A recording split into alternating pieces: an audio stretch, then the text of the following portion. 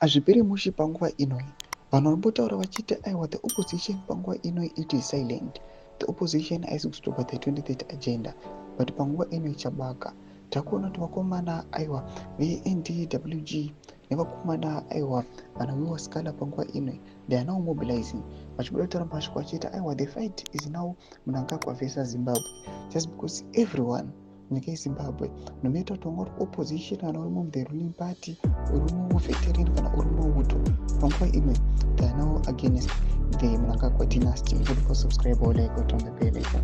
Tipina panapa paindo yavo NDWG vanoda nyaya vachiti it's now Mnangagwa versus Zimbabwe. Our war veterans have spoken very well. Emmerson Mnangagwa is a criminal and must fall. Together, we all have a duty to defend the constitution and our motherland from corrupt individuals like Mnangagwa and his gold mafia. Not to 2030. Let's defend our constitution. Domash Wambaino Wakanapana Komana, the NDWG. Arugapana project Iowa. This fight, Okawana Uru citizen in Zimbabwe is against this move. Our own to the problem. Arugapana with a call in which Iowa let us resist our this 2030 agenda. That's because it is married with corruption,